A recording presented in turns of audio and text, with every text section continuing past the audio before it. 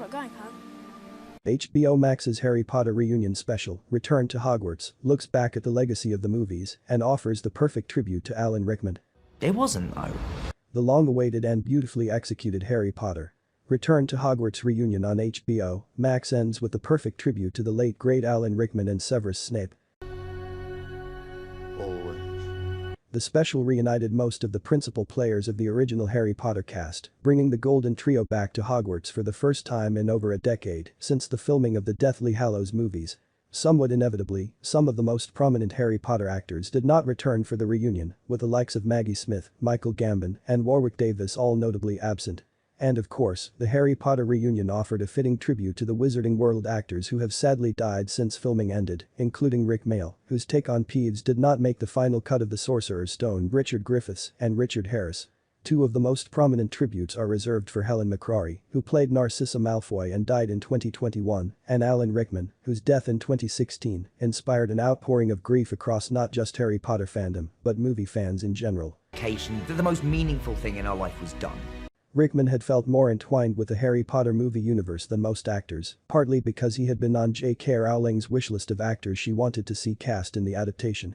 Such was his privileged position, in fact, that the Harry Potter reunion confirms that Rickman was the only cast member given access to spoilers about the direction of his character, even before the movie ended. To do it!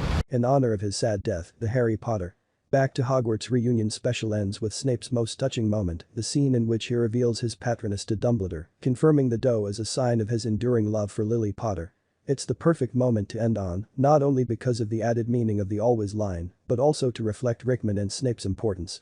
Harry Potter fans have long adopted the always line as an unofficial mantra of their fandom. It is frequently featured on merchandise and tattoos as a sign of commitment, and along with Harry Potter's confirmation of Hogwarts as his real home, quickly became an emotional focal point.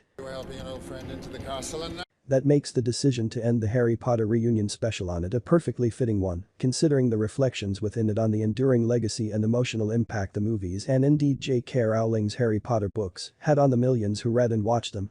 While the Harry Potter reunion has a separate in memoriam section, the final scene choice also feels like an added tribute to Rickman, who was arguably the most painful missing participant. He's so fondly spoken about by his co-stars Ralph Fiennes in particular that the tragedy of his passing feels raw again, even 5 years on. And as much as the final always in the reunion is a nod to the fandom, it also specifically feels like an We're family.